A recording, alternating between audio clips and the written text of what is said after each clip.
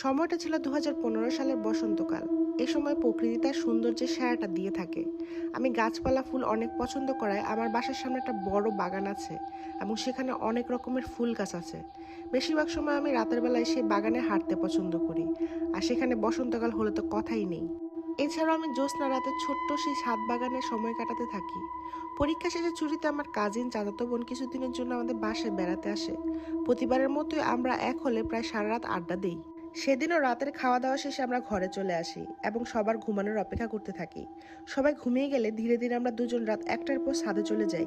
আমরা দুজন একটা মাদুর পেতে বসে সবকিছু উপভোগ করছিলাম, সেই সাথে ঝিরিঝিরি বাতাসও ছিল। অনেকক্ষণ গল্প করতে করতে খুব খিদে পেয়ে গিয়েছিল, তাই আমার বোনকে বললাম আমার রুমে অনেকগুলো চকলেট রাখা আছে, সেগুলো নিয়ে আসতে।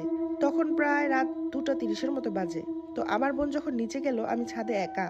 হঠাৎ পাশের বিল্ডিং এর ছাদের দিকে আমার নজর গেল। দেখলাম একটা মেয়ে সেখানে দাঁড়িয়ে আছে। ভাবলাম এত সুন্দর আবহাওয়ার কারণে সেও হয়তো ছাদে এসেছে, তাই বিষয়টাকে তেমন গুরুত্ব দিলাম না।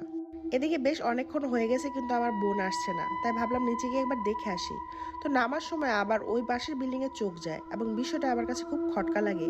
দেখলাম মেয়েটা এখনো আগের অবস্থানে স্থিরভাবে আমার দিক হয়ে দাঁড়িয়ে আছে মূর্তির মতো। হুট করে সে একাকে আমার দিকে হাত ইশারা করে কিছু একটা দেখাতে লাগলো। তখন আমার একটু একটু ভয় করতে লাগলো, তাই দ্রুত নিচে নেমে গেলাম।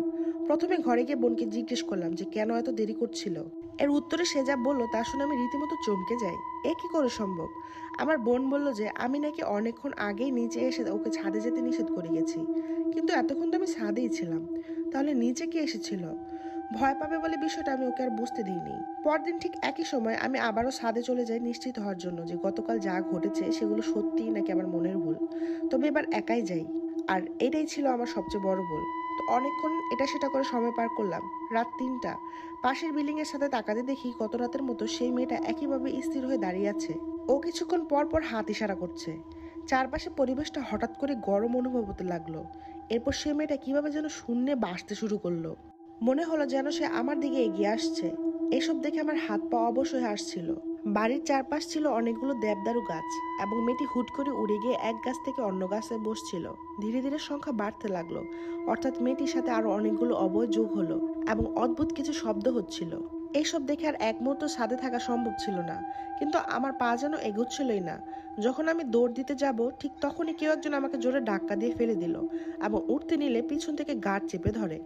দোয়া পড়ার চেষ্টা করছিলাম, কিন্তু সবকিছু এলোমেলো হয়ে যাচ্ছিল।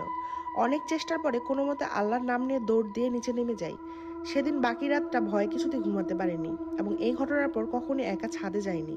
সমস্যা এখানে শেষ হলে পারতো, কিন্তু কিছুদিন পর আমার বোন চলে গেলে আমি যখন রাতে একা ঘুমাতাম তখন প্রায়